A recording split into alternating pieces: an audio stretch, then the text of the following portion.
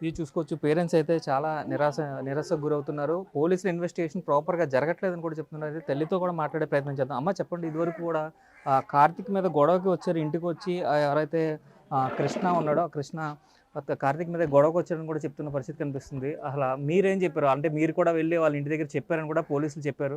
So ఏం జరిగింది ఆ రోజు చెప్పండి అసలు? ఆ అమ్మాయి మా అబ్బాయి ఫోన్‌కి ఫోన్ చేసేదండి. ఇంట్లో నాకు, మా అబ్బాయికి ఒకటే ఫోనండి. ఆళ్ళ డ్యాడీతో డ్యూటీకెళ్ళినప్పుడు ఇంట్లో ఫోన్ వదిలేసి ఎళ్ళిపోయాడు. ఆ రోజు ఫోన్ చేసింది.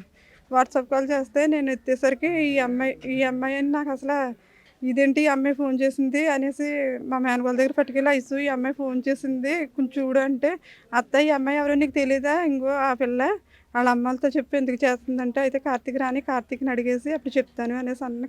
మా అబ్బాయి వచ్చాక అడిగానండి. "ఏరా అమ్మాయి నీకు ఫోన్ చేసిందంటే" "బాబు నేను చేత్తలేదు బాబు అదే బుర్ర తినేత్తుంది నన్ను.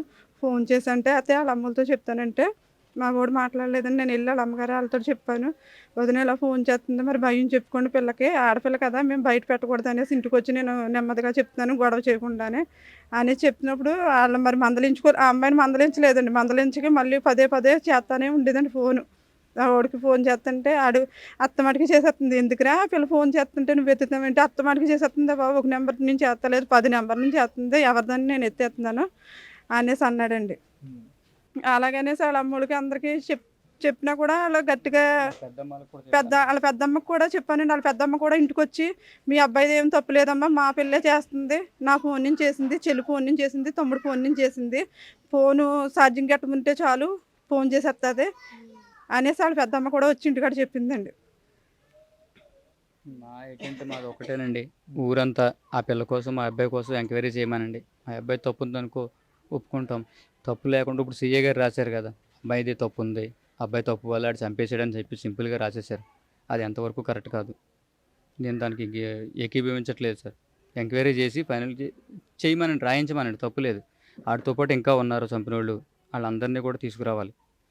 ఫోన్ చేత్తేనే చంపేశారంటుంటే మరి ఆళ్ళ అమ్మాయి ఫోన్ చేసినప్పుడు నేనెళ్ళి చెప్పానండి. నేను చంపేయలేదు కదా సార్ మరి అలా చేయకూడదు కదండీ! మరి మా వోడు ఫోన్ చేసినప్పుడు ఇంటికొచ్చి మాకు చెప్పాలి కదండీ! ఏడిపించినట్టుగా విట్‌నెస్ కావాలి కదండీ! ఆడినెక్కడికన్నా తీసుకెళ్ళాడా? ఏ సినిమాకి తీసుకెళ్ళాడా? షికారికి తీసుకెళ్ళాడా?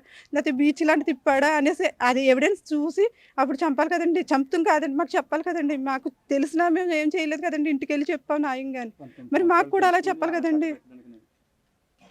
ఇది టోటల్‌గా చూసుకున్నట్లయితే పేరెంట్స్ అయితే కన్నీరు మున్నీరు అవుతున్న పరిస్థితి కనిపిస్తుంది.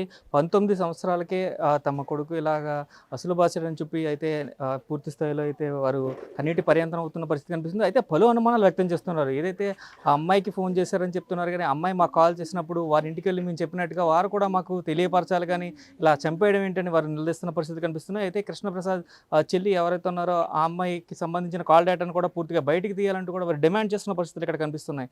టోటల్‌గా చూసుకున్నట్లయితే 19 సంవత్సరాలకే తమ కుమారుడు తమ నుంచి దూరం అవ్వడం, ఇట్లా చనిపోవడం పట్ల అయితే కుటుంబం అంతా కూడా శోకసంద్రంలో మునిగిపోయిన పరిస్థితులే ఇక్కడ కనిపిస్తున్నాయి. కెమెరామన్ రవితో శంకర్, బిగ్ టీవీ.